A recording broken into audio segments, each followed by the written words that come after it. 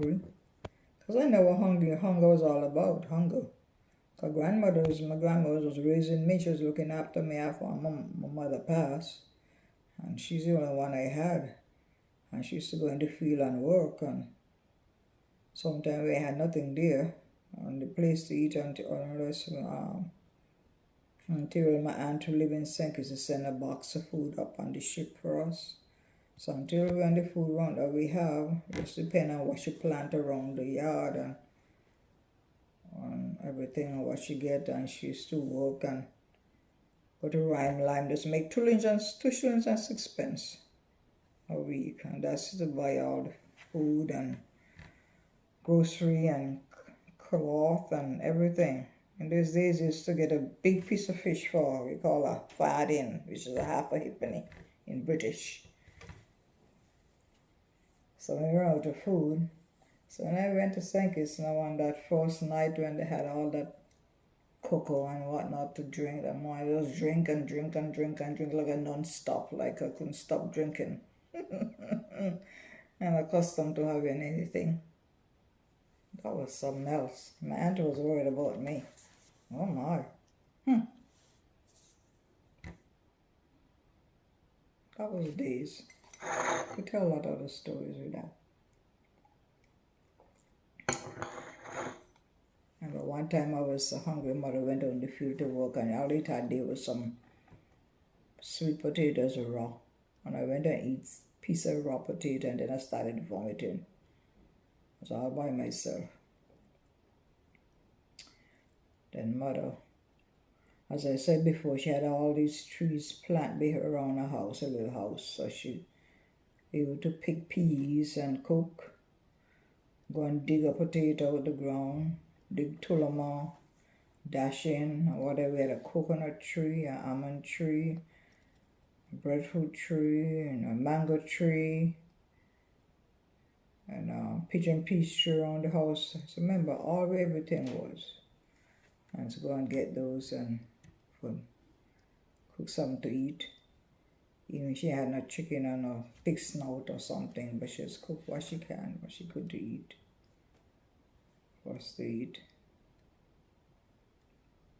I know hungry, and she cooked potatoes, she used to, and then days she did cook inside a little fire hut.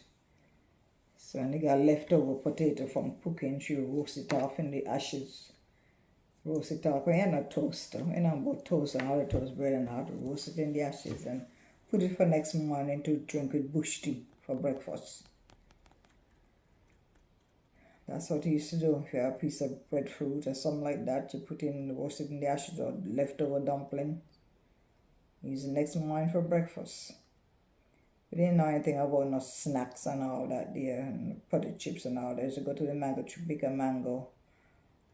I remember this time you could pick a half ripe mango and just pound it till it gets soft and eat it if you're hungry.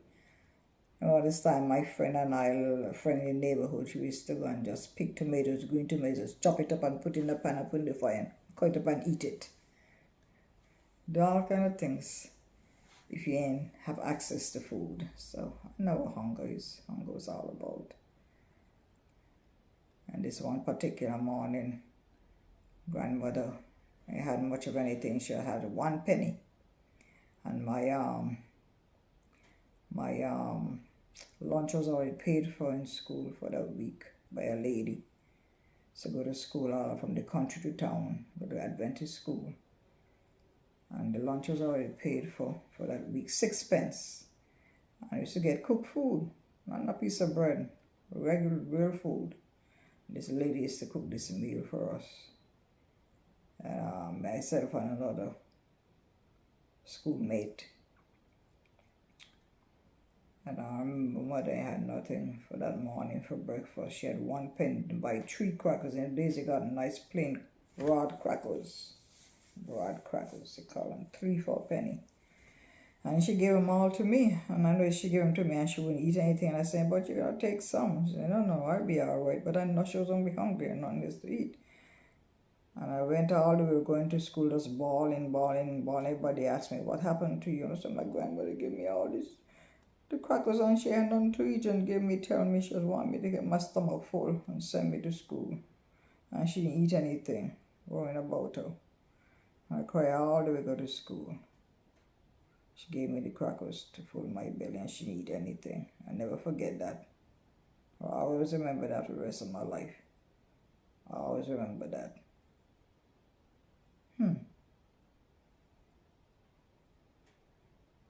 Yeah. And I used to go to the Adventist school. And the same Adventist school in my father, he didn't really pay any attention to my mom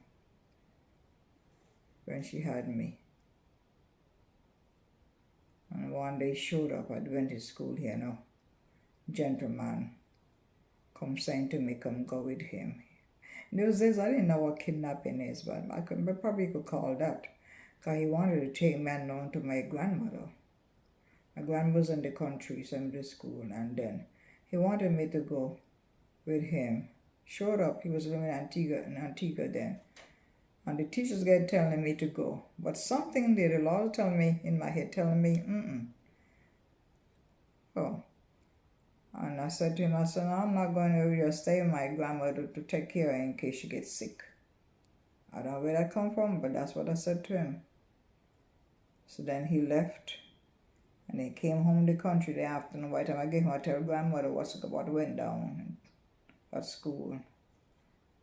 He brought this man over to witness that he wanted to get this child. And I just stayed outside and talked. Because I didn't know him from Madam Gumtree. I didn't know him. I saw him 2 times in my life when my mother was alive. And that was it. I didn't really know him. And he wanted to do that. So if I'd gone with him, my grandmother would have been looking for me and no way I may see me. And he would just take me and go with me. Take me to Antigua unknown to her. I'll never forget that. When the Lord said to me, say, I want to say I will stay with her.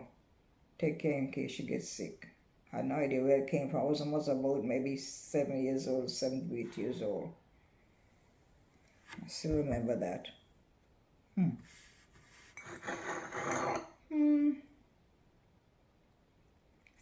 Stories. Yep. I have lots more. Talk about them later. That's all for now. Oh, what a beautiful morning. Oh, what a wonderful day. I love this beautiful